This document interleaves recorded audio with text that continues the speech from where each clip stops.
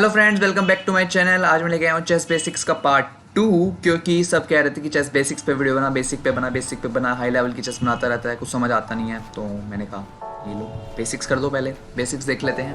तो स्टार्ट करते हैं फिर।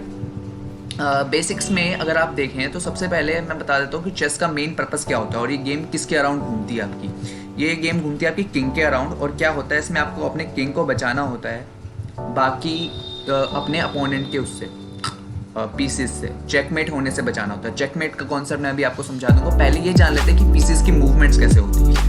तो देखते हैं, किंग हमेशा एक ही मतलब ऑल डायरेक्शन में सिर्फ एक स्टेप चल सकता है, जैसे कि आप ये स्क्रीन पे देख पा रहे हैं। किंग सिर्फ इतने ही मूव चल सकता है। इसके बाद हम अगला पीस देखते हैं,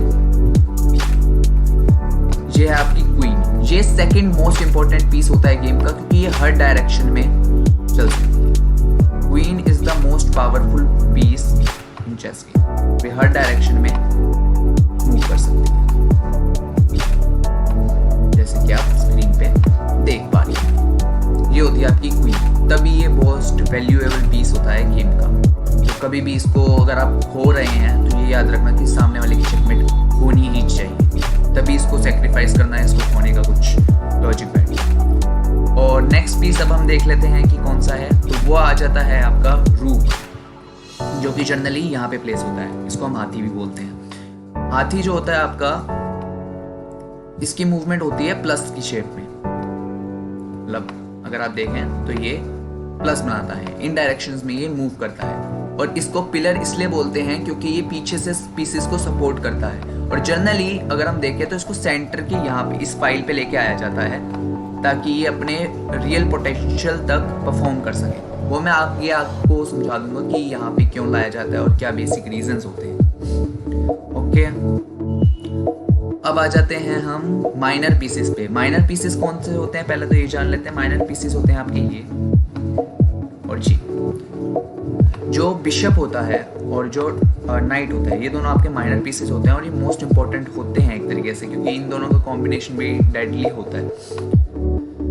तो हम ये देखते हैं, जो बिशप होता है वो आपका हमेशा डायगनली चलता है, जैसे कि आप देख पा रहे हैं स्क्रीन पे कि क्रॉस बनाता है, तो ये डायगनली चलता है पूरी गेम। और अगर वाइट बिशप है आपका, मतलब वाइट स्क्वायर पे है ना ये, तो ये हमेशा वाइट पे ही रहेगा, ये आपका कभी ब्लैक पे जा ही नहीं सकता। जैसे कि आपको कॉमन सेंस से साफ साफ पता भी चल रहा होगा। मैं आपको एक ब्लैक का भी दिखा देता हूँ। ब्लैक भी सिर्फ ब्लैक की ही पे रहेगा। ठीक है, ये तो वही बेसिक सी बात। अब हम आ जाते हैं नाइट पे। नाइट मतलब घोड़ा, रिस्पेक्टेबल एनिमल। तो घोड़े पे आते हैं आप। घोड़ा जो है आपका, ये एल की शेप में चलता है हमेशा। ये देखिए एल, ये हर डायरेक्शन में एक तरीके से सर्कल बना दिया इसने पूरा। हर डायरेक्शन में एल की शेप में चलता है, अगर आप ध्यान से देखें तो। ये हो गया आपका घोड़ा।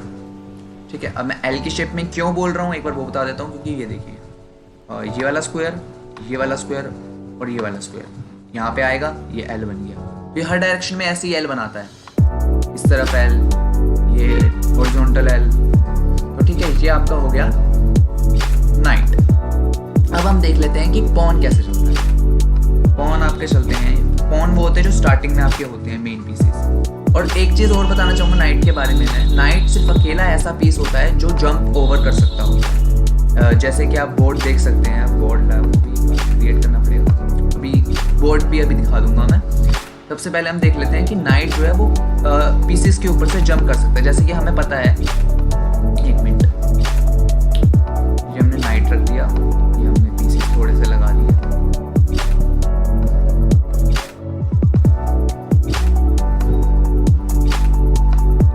इतने में मतलब बाकी पीसेस अभी लगा लेंगे यहाँ पे। अब नाइट यहाँ पे जंप कर सकता है और कोई पीस तब तक मूव नहीं करेगा, मतलब कहीं मूव नहीं कर सकता जब तक उसके पास स्पेस ना हो। लेकिन नाइट बिल्कुल बंद है यहाँ पे, पर फिर भी ये मूव कर सकता है यहाँ पे और यहाँ पे। ठीक है, और ये जो आपके पॉन्स जब हटेंगे तभी आपका यहाँ पे रूक निकल सकता है ना। और ये जब हटेगा तब यहाँ पे आपका बिशप निकल सकता है। तो एक अकेला जो नाइट है वही जंप ओवर कर सकता है। ठीक है, यहाँ तक बात समझ आ गई होगी। अब हम आ जाते हैं कि पॉन्स का बहुत इंपॉर्टेंट रोल होता है बेसिकली। वैसे तो ये सबसे छोटे लगते हैं और ज़्यादा कुछ काम के लगते नहीं है, लेकिन एंड गेम्स में जब खाली पॉन्स आ जाते हैं काफ़ी डेडली साबित हो सकते हैं। क्योंकि जब पॉन्स इस रैंक, पहले तो देख लेते हैं पॉन चलते कैसे हैं। मतलब पॉन आपका एक मूव हेड चलते हैं और 2 मूव हेड चल सकते होते हैं। 2 मूव हेड जो वो चल सकते होते हैं वो खाली फर्स्ट बारी में चल सकते होते हैं, ठीक है। मतलब जैसे अभी आप इसको 2 मूव चल सकते हो, अगली बार आप इसको 2 मूव नहीं चल सकते, एक ही मूव चलेगा ये, ठीक है। और ये पीसीस को कट डायगनली करते हैं। सपोज यहाँ पे आपका नाइट, ब्लैक का नाइट प्लेस है, थोड़ा सा यहाँ भी बना लेते हैं।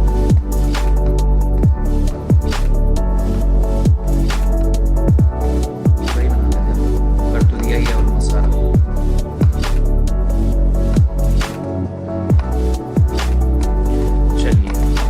जैसे कि मान लीजिए हमने पॉन 2 कदम ऐड कर दिया, जहाँ पे आपके अपोनेंट में चला नाइट, ठीक है। उसके बाद आपने दूसरा पॉन ऐड चल दिया और यहाँ पे चल दिया उसने नाइट यहाँ पे। तो ये जो आपका पॉन है ये इसको डायगनली में कट करता है, सिर्फ एक स्टेप बिशप की तरह डायगनली में कट करता है। अगर यहाँ पे कोई पीस होता तो ये उसको भी कट कर सकता था, और यहाँ पे ये पॉन है तो ये इसको भी कट कर सकता था। लेकिन जो हम देखें ज़्यादा वैल्यू जो होती है आपकी इन पीसेस की होती है। मतलब अगर यहाँ पे आपको ऐसी सिचुएशन मिले तो आप किसको कैप्चर करोगे? आपको हमेशा इसको कैप्चर करना चाहिए फॉर अ रीज़न, क्योंकि वो ज़्यादा वैल्यूएबल पीस है जो आपका नाइट है रेदर देन अ पॉन, ठीक है। ये कुछ बातें हो गई और अब मैं इनके वैल्यू बता देता हूँ। वैल्यू आप इससे भी अंदाज़ा लगा सकते हैं कि कौन सा पीस कितना ज़्यादा इंपॉर्टेंट रोल प्ले करता है। जैसे सबसे अगर हम प्रायोरिटाइज करें कि सबसे ज़्यादा इंपॉर्टेंट कौन सा, किस में से क्या क्या है, सबसे पहले तो किंग ही है। अगर किंग को चेकमेट हो गई तो किसी के पीस भी, कोई भी पीस होने पे कोई फ़ायदा नहीं है, ठीक है। किंग को हमेशा सेफ रखना है। और दूसरा जो क्वीन है ये आपकी हर डायरेक्शन में जा सकते हैं, तो आपको ये तो पता चल ही गया होगा कि कितना वैल्यूएबल है। अगर आप लीचेस खेलते हैं या थोड़ा बहुत आपको लीचेस के बारे में पता, तो क्वीन को यहाँ पे पॉइंट्स मिले हुए हैं 9, और नाइट को आपके मिले हुए हैं 3, बिशप को आपके मिले हुए हैं 3, और मतलब ये पॉइंट्स ऐसे होते हैं कि कितना वैल्यूएबल पीस है। और जो आपका रूक है इसको मिले हुए हैं 5 पॉइंट्स। तो अगर कभी भी ऐसी सिचुएशन आ जाए, सपोज यहाँ पे इस तरीके से अगर ये प्लेस हुए हैं और ये पॉइंट आपको ही पुश कर दे, तो यहाँ पे आप अगर कैप्चर करेंगे तो ज़्यादा चांसेस यही है कि आप इसको ही कैप्चर करें। वैसे तो गेम टू गेम वेरी करता है, लेकिन ज़्यादा पॉइंट्स आपको इसके मिलेंगे। तो ऑब्वियसली अगर कोई और सिनेरियो नहीं है तो आप हमेशा ज़्यादा जो वैल्यूएबल पीस है उसी को कैप्चर करें। ओके, ये हो गए कुछ पॉइंट्स।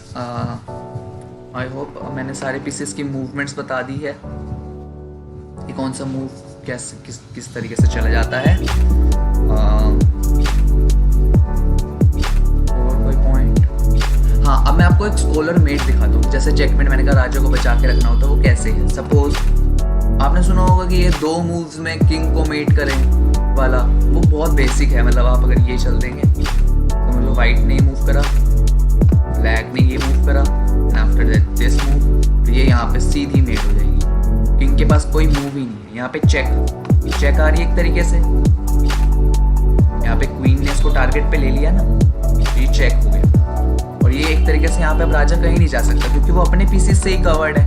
उसके पास कोई डायरेक्शन में कोई सारे ब्लॉकेट्स हैं एक तरीके से, और यहाँ पे वो कुछ बीच में अड़ा भी नहीं सकता। जनरली क्या होता है, अगर यहाँ पे सपोज कुछ होता, सपोज ये यहाँ पे होता तो ये यहाँ पे अड़ सकता था थोड़ा, बट लेकिन ये यहाँ पे नहीं है जैसे इस कंडीशन में। तो सपोज हम ये कह सकते हैं कि ये चेक एंड मेट हो चुकी है और यहाँ पे ब्लैक जीत चुका है।